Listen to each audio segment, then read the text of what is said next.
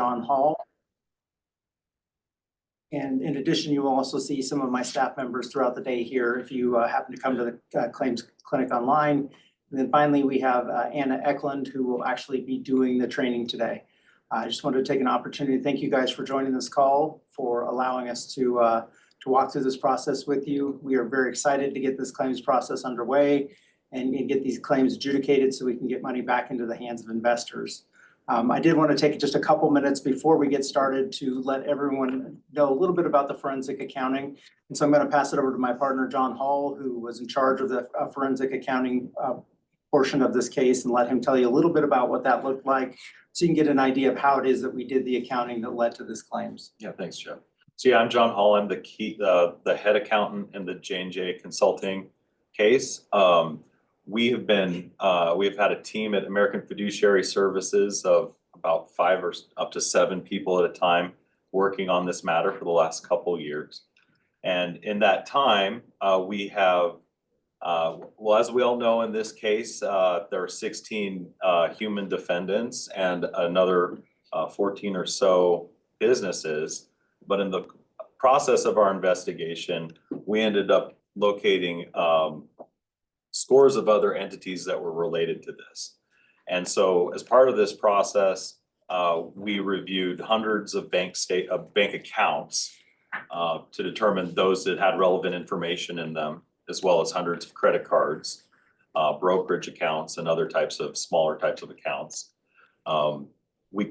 This was a case, J&J Consulting had no record keeping. It had no books and records. So this was a complete accounting reconstruction in addition to a forensic accounting. So we had to create the data that we had to analyze first.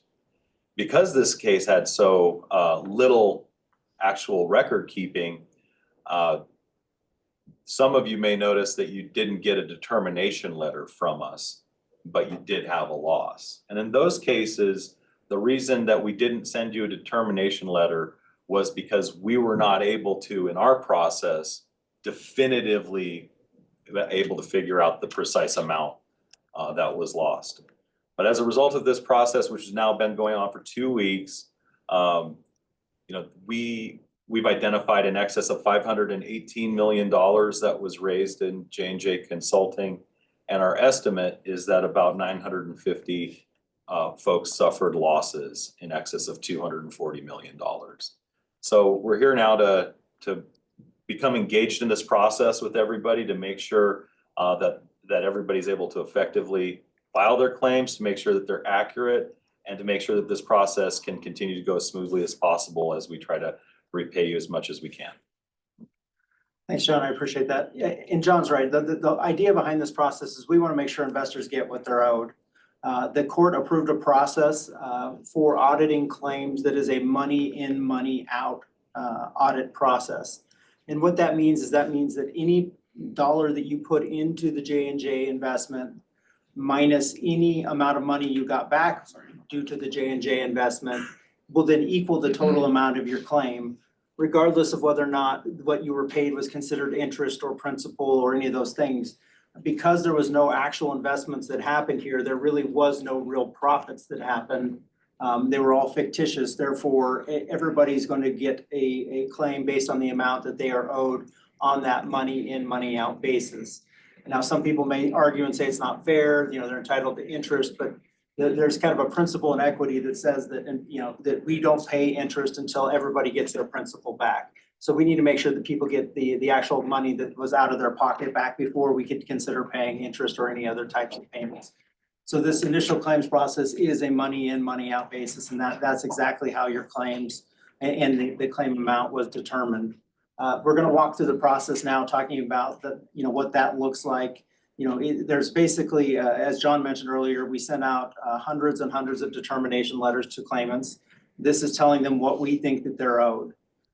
So far, we've gotten back about a third of those letters back, and of those, I think 97% of them agreed with our number.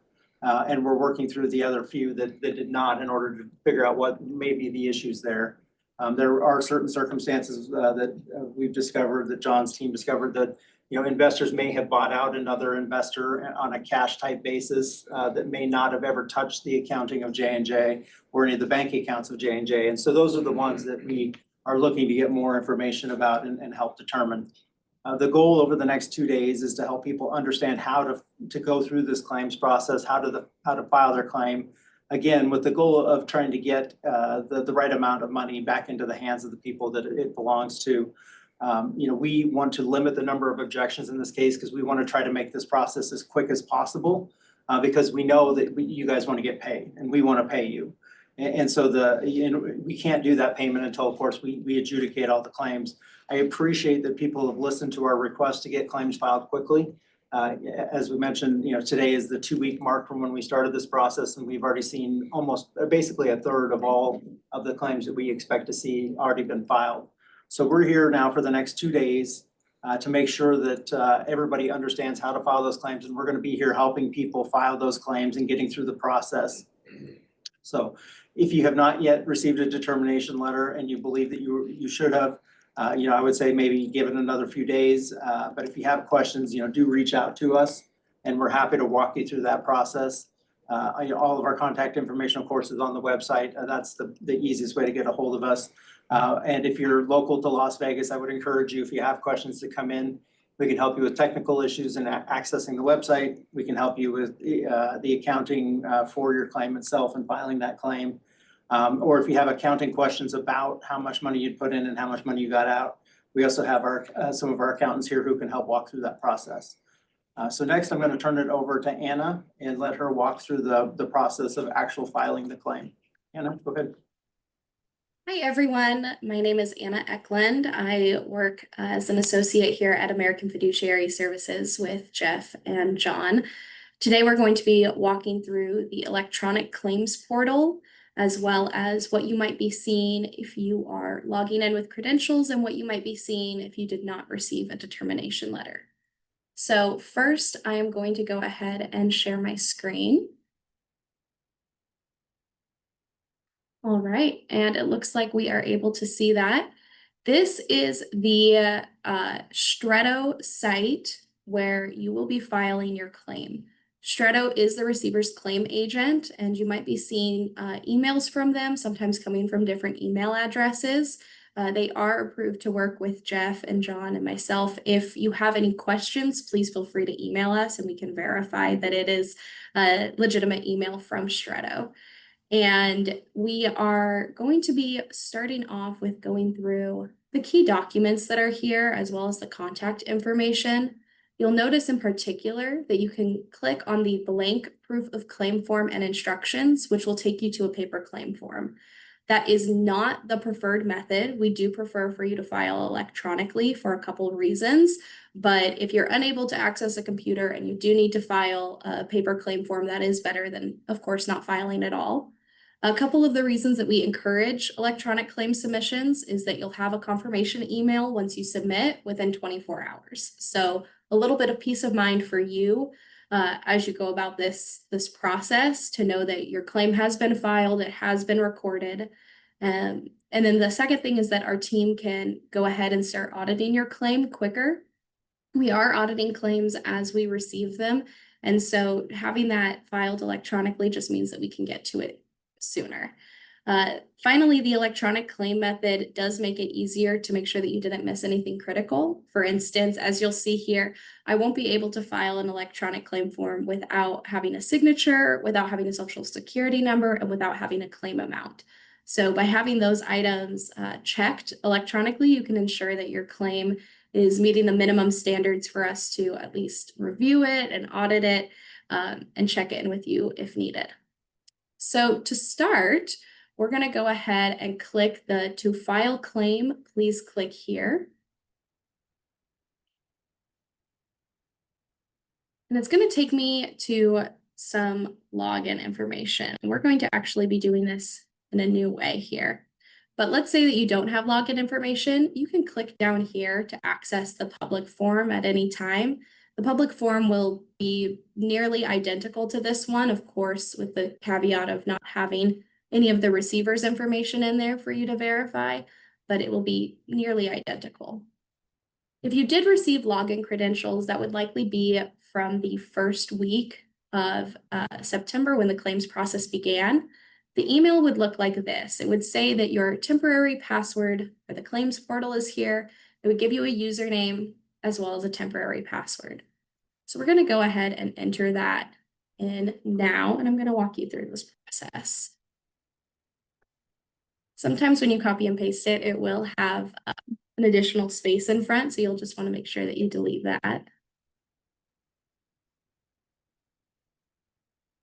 Okay, so now that I'm in, it's going to have me enter a new password. The new password, it does need to be 12 characters long, and they will ask for a couple of different items to make that happen. It's also going to ask for me to enter a phone number to receive a confirmation. So the verification codes come through as part of your email address as well as your phone number. So make sure that you can receive text on the phone that you enter. I am looking now at my email address to get the confirmation. And again, that's going to look something like this. So it's very blank, very standard. And we'll go ahead and enter it now. It is 469310. All right, and now I am at the last step of verification. I'm going to go to my phone, and I should be receiving an SMS message here in just a moment, which I did, and that's going to be 894151. All right, now that I've verified, it has brought me to what you would see if you were going into the claims form, into a blank claims form as well. So with that, we have the instructions here, which you can toggle back to at any time. They are fairly in-depth, so some folks don't necessarily want to read it all right away, although I do encourage it. It gives you everything that you need to file the claim and lets you know what you need to do, what your rights are, what the memo is, which Jeff and John explained here. And it definitely goes through every single portion. As you get to the second half, it gives you information going through each part of the claim that you will be filing. Since we can toggle back to this at any time, I'm going to go to the next step, which is claimant identification. So claimant identification will ask you to check if you are an individual or a business. The accountants elected to group things primarily under an individual's name because we did receive feedback that a lot of folks had closed entities that they may have invested through back in 2018 or 2019. However, if you elect for whatever reason to file those separate, so to have your business separated from your individual claim, you may wish to do that. In that case, it just won't be pre-populated for one of them. You'll need to fill out a blank claim. So I'm going to click individual here. If for whatever reason you need to change information on this page to allow for you to get payment, whether it is not the correct mailing address or not the correct name, please do so at this point. For instance, with the names, you'll notice that I can't click on the names here. That's because we just need to see the original one when we're doing that. So I can amend it here if I so choose. That way I'm able to cash whatever distribution check I may receive. You can also add the business name here at this time. And then address as well. This address will be your mailing address. So if the receiver elects to do payments via check, this would be the mailing address that we use. If you ever need to change that address after filing a claim, you can reach out to us as well.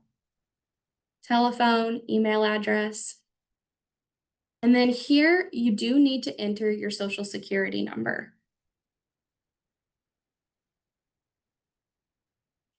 If you are an international claimant, please enter the tax ID number that would be essentially the equivalent to a social security number. And if you are filing as a business, then the TIN will be applicable as well. And then aliases down here, those are super helpful if you're filing a blank claim form or if you know you'll be disagreeing.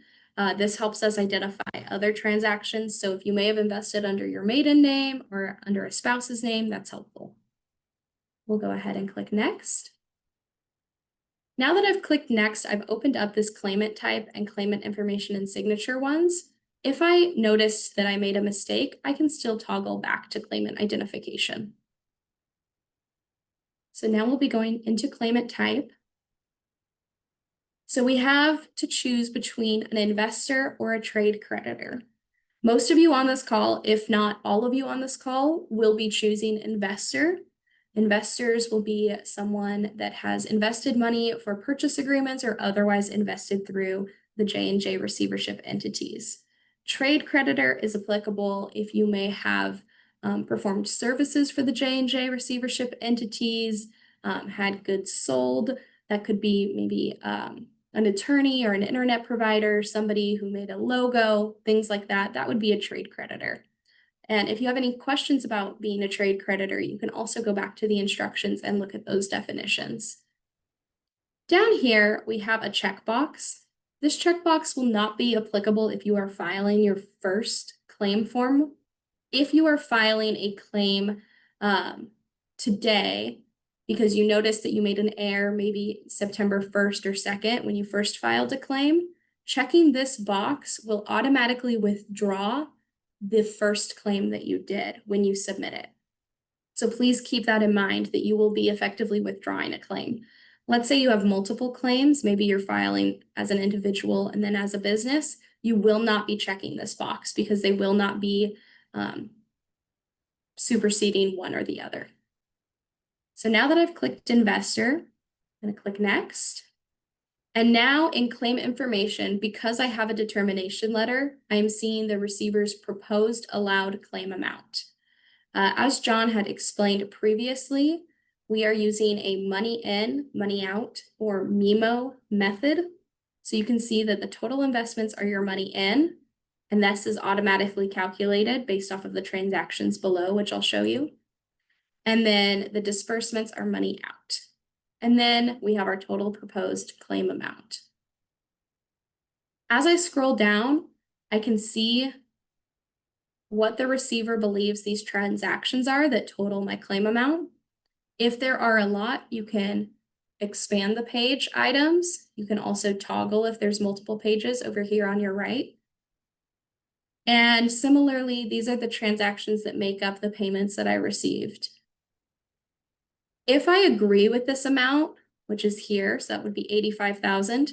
If I agree with this matches my records and I'm comfortable with having this as my claim amount, I will toggle to agree. I'll click next. And here I will be able to sign and formally submit my claim.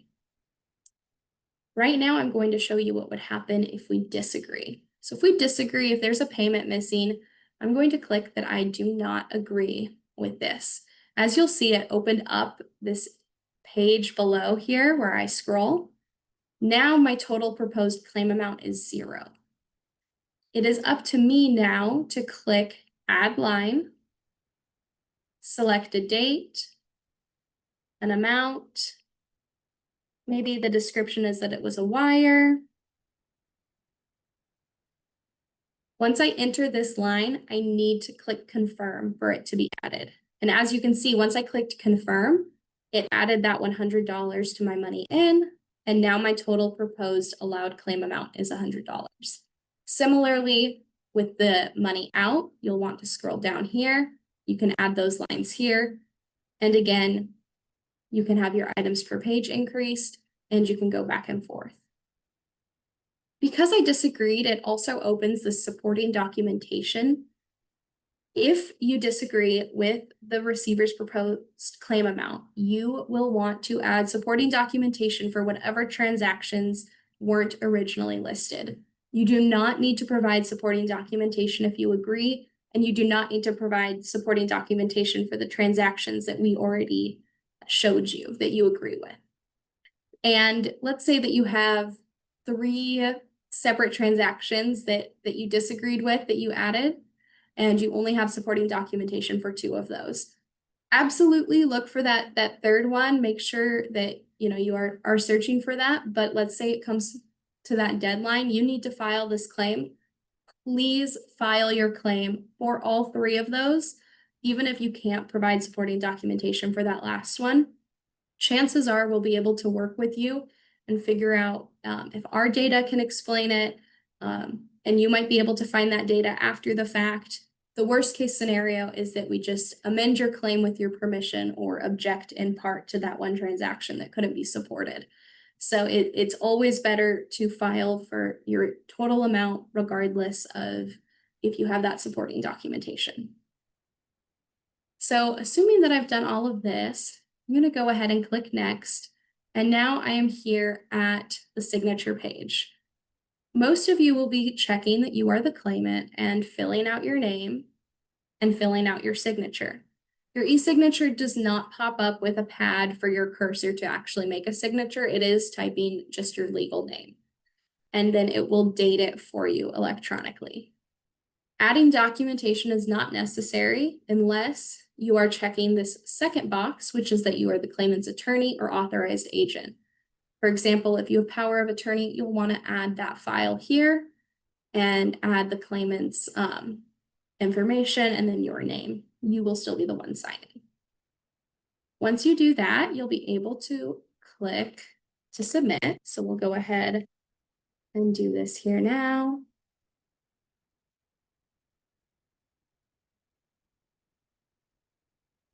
Now this submission confirmation is going to pop up. You do need to double click. So we just clicked submit, but this claim is not submitted yet. Please review closely that the name, the address, the social security number, phone, everything here is correct, especially the amount requested. Once you've confirmed all of that, you can click confirm. If something's incorrect, click back and you can toggle accordingly. I will click confirm here. And now my claim has been submitted. I know it's been submitted because they say that the process has been complete. And within 24 hours, I should receive an email that confirms receipt of my claim. And as it does say here, please note that your claim has not deemed to be officially submitted until I receive the claim confirmation email. So those are a couple of things to note. And then furthermore, I just wanted to address a couple of additional recommendations and questions that we had for folks this last couple of weeks. So I'll stop sharing my screen now. So the first question that we had was people wondering if they had filed a claim previously, if they needed to submit again. Likely you are thinking of the questionnaire or the registration. If you submitted anything before September 1st, 2025, that was not through this Stretto website, it is not a claim. You do still need to file this formal claim process. Those questionnaires helped aid the forensic accounting process that John was explaining previously. The second thing is just to remind you that Stretto is the receiver's claim agent and that you can communicate with them. And you might see a couple of different emails come from them as you file your claim. And again, that confirmation email will be how you know that your claim has been submitted. Additional recommendations are to please be checking your email for any communication from us, especially if you filed a blank or disagreeing form. It's likely that our auditors will want to talk to you and confirm a couple of things, maybe look at your supporting documentation, maybe ask you a couple of questions. We will attempt to reach out to you a minimum of 3 times if we have questions on your claim, but it is your responsibility to be in communication with us. And if we need to object to something at the end of that, because we weren't able to get in communication with you, then we'll do so at that time. Regarding objections, we do handle things informally first. So again, communicating with you, sometimes we're able to amend a claim or withdraw a portion of the claim. But if we can't hear from you, we will have to have a formal objection. If you haven't heard from us and you do have a confirmation email from Stretto, i.e. you know that you filed a claim, that is good. It is likely that the majority of you will not hear from us personally when you submit your claim, especially if you are agreeing to a claim. If you agreed to a claim and you received a claim confirmation email, it just means that we've audited it or, we haven't audited it yet, or we've audited it, approved it, in a preliminary round, and we won't need to reach out to you further. As you know, this claims process is 3 months long, and the auditing likely will not stop right at December 1st, as we may have some last-minute claims. So your patience is greatly appreciated. Our team is mighty but small. We are dividing our claims team between the auditing process as well as responding to inquiries from folks. So the more emails and phone calls that we need to respond to, the more we have to slow down. Typically, if you call in, you will be speaking with my colleague, Jen Hardy. She's fantastic. She can answer all of your questions or direct you to the necessary individual. If you leave a voicemail, she will respond to you as soon as she's able. She's usually on the other line with an investor. And if you haven't filed, a reminder that John, Jeff, and some of the team are in town today in Las Vegas until 4 p.m. today and tomorrow from 9 to 4 p.m. That address is posted on our website and in several emails to you, but I'll just say it again. They are at the Greenberg Traurig office, which is 10845 Griffith Peak Drive, Suite 600, Las Vegas, Nevada, 89135. So at this time, I'd like to thank you all, and Jeff and John, if you would like to close it out. Thank you. Yeah, thank you, Anna. I appreciate that. At this time, I'm going to turn it back over to John. We're going to answer a couple questions that we've seen come through that are probably going to be asked by a number of you. So we'll try to answer some of those right now. Yeah, I think several folks had talked in the questions about having multiple LLCs in addition to perhaps personal investments, and owing to the process that we went through to reconstruct this accounting, when we had to, our key goal was trying to identify a person and all of their related transactions. So now we're at the part in the process where if it's not appropriate to keep all of those together for tax purposes, we're going to want to split those into separate claims. So if you have several LLCs that we've commingled into one claim and determination letter, you're going to want some assistance and help and having us take those and put them into their correct buckets so that each EIN will get its separate check. That was one that I saw quite a few times, and that's going to be a lot of folks are going to be in that situation, especially if you had multiple LLCs. Oftentimes the way folks put money into J&J Consulting was different from how they then received payments back.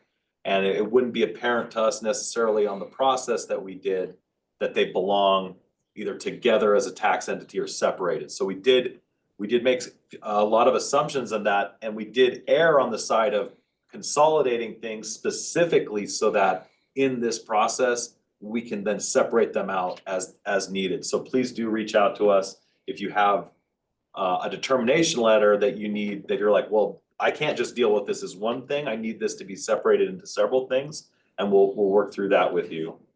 I think there were a lot of questions about having not received a determination letter. I think if at this time you've checked your junk email and you're pretty sure you didn't receive one, you should probably consider yourself as having not received one.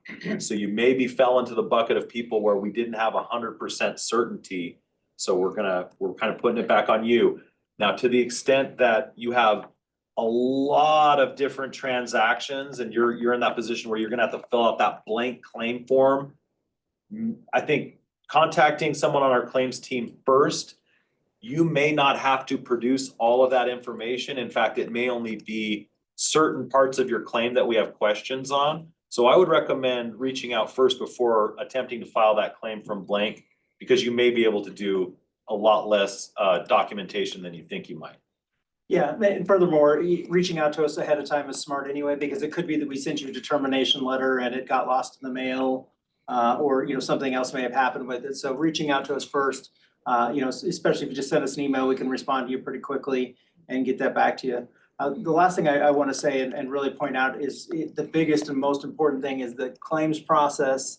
The bar deadline for filing a claim is December 1st at 11:59 p.m. If you do not file your claim before then, it is likely that it will be deemed tardy and will not be allowed. So we want investors to get their claims in on time. That way it's not left up to, somebody else outside of us on whether or not that claim will get allowed. And as a general rule, if the claim is late, it will be disallowed. So please, please, please make sure you get your claim in by that December 1st at 11:59. I encourage you not to wait till the last minute in case you have any technical issues or any other issues that may arise. I would also encourage you to get it done quickly, because the sooner the claims get in, the sooner they get audited, and then the less time we need after that December 1st date to get that done. Yeah, Once we have those audited, we will then submit it to the court for approval based on what those recommendations are. And then the court will we will ask the court to allow us to pay everyone out based on that. And so the quicker that happens, the quicker we can get those payments out. And we know people want that money, and we want to get it into people's hands as quickly as possible. So, this key is, this piece is the key to that process. And so we encourage people to get it done quickly. As Anna said, if we disagree with your claim, we're not just going to deny it and ask the court to object to it. We will reach out to you. We will talk to you. You will have numerous opportunities to help support that claim. An objection from us is the very last thing that we will do if we cannot come to an agreement in some way, shape, or form. We've done this many times. John and I probably together have audited 100,000 claims in our lives, worth billions and billions of dollars. So this is not a new process for us. And like I said, our goal is to help investors get paid. So we want investors to get the money that they're entitled to. So help us help you by getting it done early, by asking the questions that you might have, and just working through the process. No process is ever going to be perfect. You may run into technical issues, or you may not understand the way things work. That's why we're doing the clinic here. If there's demand for it, we may do another one next month. We may also look at doing it outside of Las Vegas if there's demand for it. So if you're having a hard time, call us first, because it's likely we can walk you through the issues that you have. But if you're in Las Vegas, I do encourage you to come down today and tomorrow and allow us to help you get that done. We want to try to get as many of these claims done as quickly as possible. I'd love to come up to December 1st and only have a handful of claims that we have to look at that got filed at the last minute. But as Anna, and I just want to reiterate one other thing, if you filed a claim before September 1st in one of the bankruptcies that have been filed previously in the state court receivership, none of those claims are actual claims of this estate. So if you filed anything before September 1st, you need to file a claim in this process. So don't think that counts as a claim. And if you have questions about your claim, or if it got submitted properly, again, shoot us an email. We can get back to you, real quickly on that, letting you know what we have in our records. But do understand that if you file a claim, we don't have instant access to seeing it. It takes, there's a process where that claim has to get uploaded and entered. So it may take a day or two before we have full records of your claim, but just know that we will work through that process. We also have technical people available to us today. So if you're having issues logging in or any of those issues, do reach out to us, because we can help you through that process if you're here locally. And if not, we can do it over the phone. Just know that we will need to ask for some verification information to make sure you're the one who those credentials belong to. That way we can ensure that it's the right person logging in and filing the claim. and if I could just add, I think the receiver's main goal is to resolve all of these claims within this next 60 days. We do not want to go past December 1st, not on the same page with anybody. Honest disagreements about what we might think a claim is may exist. And so that is what the objection process is for. But what we don't want is for folks to not communicate with us and then have to deal with this claim after December 1st. That's the hardest, most delaying way to do this. And our goal at this point, and the way we've set this up, from the way that we've done the accounting to rolling into this with the determination letters to the time frame that we've set out, it's to get that first initial payment in your pockets Q1 or Q2 of next year. And the more that we have done and wrapped up on December 1st, the better. And the less issues we have going in front of the court, the easier it is for Her Honor to approve the recommendation for the claims, and then we're set and we're ready to go. And just know that when we file, there aren't going to be a lot of objections filed. I can tell you just already, when we talk about objections, usually it's a handful of them. We're not talking about hundreds and hundreds of objections, because we are able to work through almost all of them. A lot of the things we initially see are people who are claiming interest and things like that. And again, those types of claims will not be allowed as a part of this process. So, if you insist on making a claim for interest, just know that is something we will have to object to and is non-negotiable. So you know, then we It will doesn't file. disallow the claim. Yeah, just for that portion of that claim. Yeah, so there will be a lot of what we call partial, or not a lot, but there'll be a handful of partial objections where we're objecting to a piece of a claim because either we can't substantiate it all or it's for something outside of that money in, money out process. You said initial payment, how long do you feel it's gonna take to get all the payments out to everybody? If I heard it right, so there's gonna be a piece and a piece and a piece and a piece. And how long do you figure that'll take? A year, 6 months? I would say that there's probably gonna be at least 2 payments that will come out. There'll be this first one that will get done, and then there will be subsequent ones for things related to the litigation that we're doing, Wells Fargo Bank and some of these other pieces of litigation. And the timing on those is based on whether or not that case goes to trial. And if it does go to trial, as you know, that could be a long extended process. If there's an appeal, that can also extend the process. So I can't tell you how long it'll take to your very last payment. But typically, the first payment's gonna be a large payment that comes out just because of the amount of money that's available. And then we'll, continue to make payments as the amount of money makes sense, right? We don't wanna make a payment that's gonna be a couple percent of your claim because it doesn't, financially doesn't make sense. But once we have a large enough sum of money to do a distribution, then we will do that. And once we have the allowed claims and our honors bless them, then there's no reason for the receiver to hold substantial funds at that point. So anytime we would accumulate enough funds to warrant a distribution, we would make one. Even if that Wells Fargo litigation, heaven forbid, goes out years and years, there still would be probably many or multiple interim distributions as long as there were sufficient funds, because we have no interest in holding funds. Sure. So once the claims process happens, the next thing is a distribution motion. And once the court approves that distribution motion, it lays out how the distribution will happen every time. So we don't have to redo that over and over and over again. That distribution will trigger the first payment. And then as we get adequate funds, we can do once we determine there's enough money to make it worthwhile, then we can just do a second distribution without authorization of the court or any other further action that needs to happen. And I apologize if you said it, when do you expect the first distribution to go out? That depends on when all the claims come in. I mean, Yeah. if we get 300 claims on the last day, it's not good. I mean, we won't be able to file a claims motion until, the first part of 2026. Our hope is that if we have everything done, or the vast majority of it done by December 1st, then we should be able to file a claims motion in December. My guess is the court will hear it January or February, depending on the court's calendar. And once the court approves that, we will be filing the distribution motion along with it. And that the distribution motion is usually pretty non-controversial because people want their money.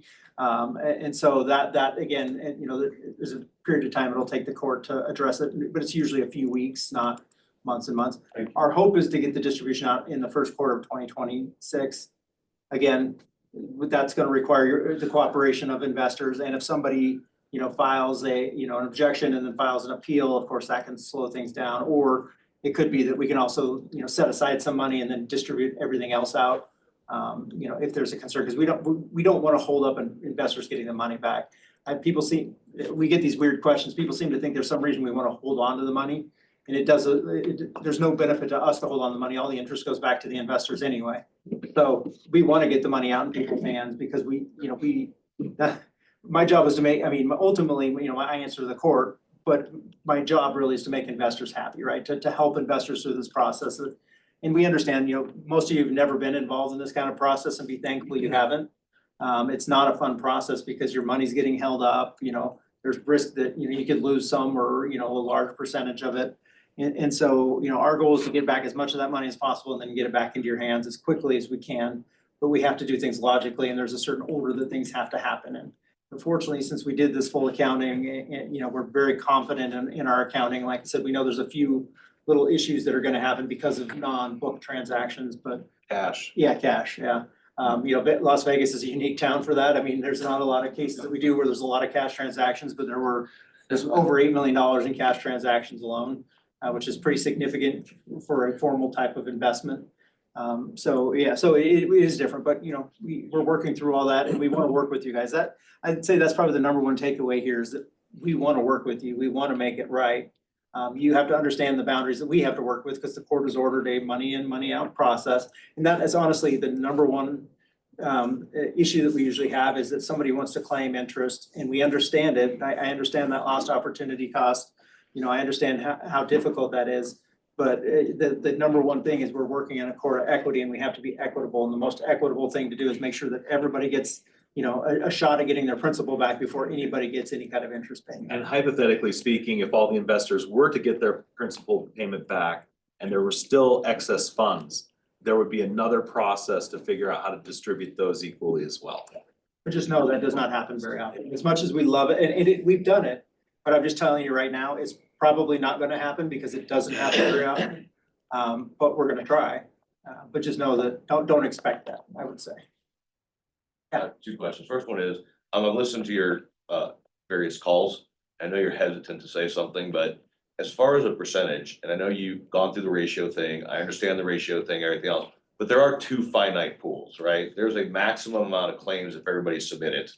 And then there's the amount of money you have, right? If everybody submitted, based on the amount of money, what kind of percentage are we looking at? If everybody submitted. So that's kind of the worst, the least amount we would get, correct? 100% claims versus 100% dollars. What is it, 246 million, I think is the maximum amount of claims. It was somewhere right in that range that we would expect to see. You know, and you've seen the amount of cash that we currently have on hand. We do have to reserve a little for tax issues and administrative issues, but we are also gathering money. And part of this process, part of the accounting process you guys didn't see, I mean, so the accounting process really did three things. It allowed this claims process, right? So we can figure out what everybody's owed. It allowed us to figure out what every defendant had done and what they were responsible for. And that triggers us going after assets, right? So we collected a bunch of assets up front that we wanted to protect, and we see, well, there's gonna be a second round of that where we're gonna go seize a bunch more assets and liquidate them in order to pay back investors. So that you know, numerator number, you know, the amount of money we have on hand is going to change over time. We also identified $58 million held by third parties that are not in this room because they're not filing claims. They actually made their money back. And so we're gonna go after that $58 million to recover as much of it as possible. So the three substantial, I mean, I guess there's four substantial piles. There's what we've got now. There's what we're going to subsequently get back from the other defendants. There's the Wells Fargo matter, and then there's all the other third-party litigation pieces. What's the amount right now, without me having to go back and? 80, Yeah, it's right around 80 million. Alright, Yeah, so it's yeah. roughly a third. Yeah, It's roughly. basically the number, that's what I was looking at. Worst case scenario, it's roughly a third if everybody filed claims. But if we're holding on to $80 million today, we would not distribute $80 million. We would distribute like 72 or 7, you know, we'd have to calculate it out. Yeah, 'cause we had, 25%. yeah. Okay, I just wanted a But, ballpark. yeah, I just wanna make sure I'm setting Maximum and expectations maximum. because everything I say, Yeah, it's just kind of like a legal matter. Everything I say can and will be used against us. And so I wanna make sure I'm very clear that, yes, we have that money. There will be a small percentage that's held back because we have to make sure we can cover taxes, administrative costs, things like that. and then the follow-up, and I saw some there too. So if we file through an entity that doesn't have bank accounts or anything right now, and we need it paid to a person or another entity, can we, I couldn't tell from what Anna did, can we change it in that form, or are we talking about a new claim? you may need to demonstrate your ownership of the entity. Right, but yeah, if you don't have an ability to cash the check, then we just need to determine like how to make that happen. And a lot of that can be done in the claim, like if we're just changing the names and especially if it's consolidating down to just, because what usually ends up happening is investors may have invested through 3 or 4 LLCs and they're all gone by now. Yeah, they'll- And so we're just gonna pay the investor back. And so that can all be done within that claim form. The issue is if you have 4 distinct legal entities that you may have different pools of investors in some of those entities, and so that has to be dealt with separate. That's where we're gonna have to split that claim up and deal with it separately. So if we have a person that needs to be paid because the company can't take the check or whatever, are you guys just gonna talk about uploading stuff, like, are you gonna need to see the transfer documentation, the sale where we sold the investments for some money at the time? Like, do we need to upload substantiation to change that name? Just, the only thing we would need to see is that the entity that we're changing it to or from and the both entities have the same ownership.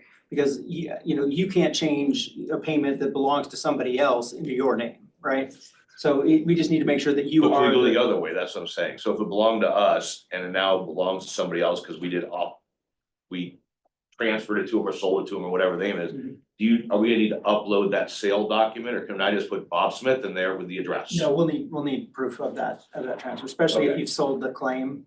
Okay. We- Yeah, that's to avoid two people making claims Yeah. for the same pile of. No, no, right, Yeah. I got it, yeah, okay, all right, but we can do through that, like maybe adjust the claim, put all the same stuff through and upload there, we don't have to file a blank Yeah. claim form. Yeah. Yeah, we want to avoid people filing blank claim forms that have a determination letter because all that information's already in there. So unless you really disagree with what's in there that, completely, then I would suggest that, we try to work through that existing claim form because it'll be a simpler process, all around. And the other thing I want to say, because we see this sometimes, trying to change the names around to prevent the, the netting of the money in, money out. Sometimes people will have one investment that they made where they made a whole bunch of money and then the other ones where they lost money and they try to want to split those up so that they can claim a loss, in 3 of them and a gain in 1. Those still get netted out, just so everybody's aware on a money in, money out basis, unless they are different owners, those claims will all still get netted out. I've never been involved in this, is there some type of 1099 reporting that comes out when you make distributions? So only if we distribute above principal. So we do collect social security numbers because we are responsible to notify on what happens.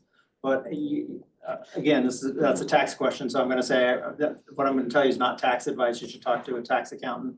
But as a general rule, we are gonna give you back your principal, and principal, it's a repayment of principal and will be taxed as such. And I'm happy to have But then conversations do you with folks file about something late with the IRS, like even though it's principal only, do you file something? Does the receiver in whatever Generally filing not, thing? no, generally not. Yeah. Okay. Again, there are certain cases that we do where we've had to do that because of tenant and common exchanges, things like that, but in a general case, no, that's not general, again, this is not tax advice, but it's not generally a taxable event when you receive your principal back. Now, how you deal with what you did before Yeah, he was right. Write it off or whatever. Talk Yeah, about that. how you Yeah. previously, Tax on our own, yeah. exactly, because Got it. if you previously paid taxes on what you claimed as interest, which we are now saying is not interest, you would want to talk to your tax accountant because there may be things you can do to help fix that problem. If there's no other questions, we'll go ahead and end the call now, and we're going to begin the claims clinic. If you just give us a couple minutes to get set up, we will sit down. And so there are 6 of us here who can help people, so just let us know. And I think Garrett was taking people's information, just letting us know if you are to need assistance filing a claim, or if you actually need assistance with your accounting, like you have questions about your actual accounting, because we have a couple different groups of people. Yeah, over here, they'll help you out with your accounting-based questions, but we'll point you in the right direction and get everybody started. So we're going to try to help everybody out as they come in. This process, I mean, depending on the situation you're in, could be a very quick process or, could take a little bit of time. So we appreciate your guys' patience as we go through it. Thanks, everyone. Did you want to keep it up for a minute so they can continue answering? Yeah, that'd be great. Chat. Oh, yeah, I'll Okay. mute it.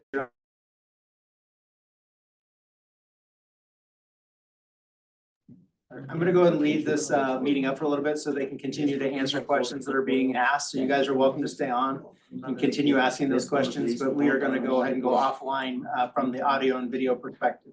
Thank you. Thank you.